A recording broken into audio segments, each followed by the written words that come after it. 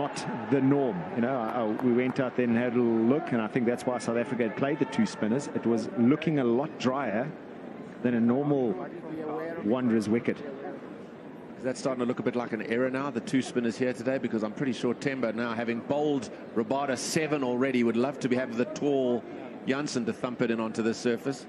It used to be the substitution in the one-day internationals, wouldn't it? You'd think he'd be using that now if he had the opportunity. Interesting to see how they do mix those spinners up now. That's a nasty bowl. Good to see Parnell with a little bit of movement in towards the right-handers as well.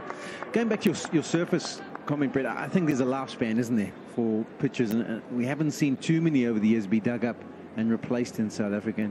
And I think it's going to be a case in point over the next 5 years in particular, where there is going to be a bit more of that required.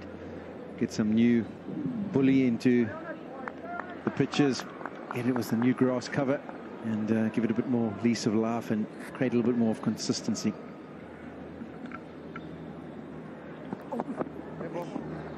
There was an exclamation from Parnell as he got into the gather. I hope it was just he lost his footing and he didn't feel a tweak or anything like that. Now, the way he's reacted there, you would suggest there might be just a little something. Now he's looking a little bit sheepish, isn't he, about what's unfolding. He's just hoping that as he gets to his mark, he turns around and starts his run up again. No, he's going to go have a word with Temba. I think he's done something. The problem here for South Africa is bowler number 6. Let's just watch Parnell here. As he gets into the gather, he pulls out. You heard him just go, oh, and it does look like he's done himself a mischief.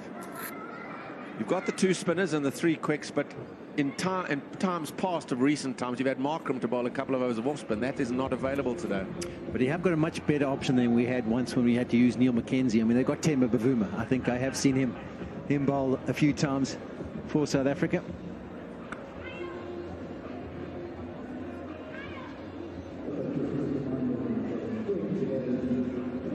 So out comes the physio, and this is concerning for South Africa. Everything has gone well for them, 47 for 5, but one of their 5 bowlers at the back end of only his 3rd over has just pulled up and needs a little bit of attention.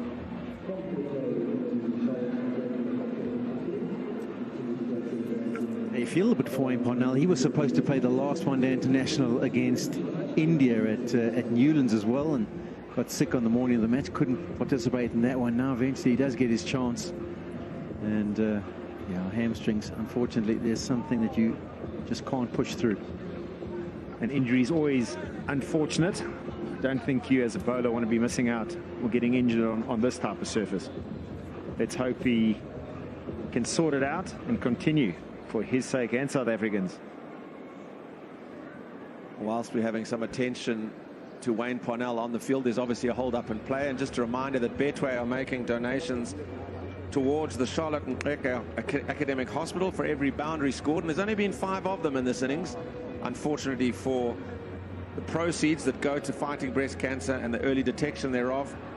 But 5,000 rand at this stage is going to the Charlotte Academic Hospital for the fight against breast cancer, and that's what this pink day here at Imperial Wanderers is all about.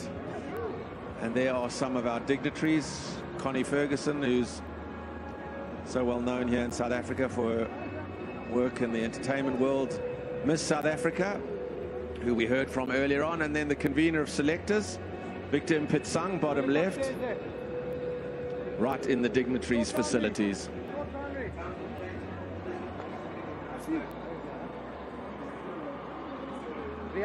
Over the wicket.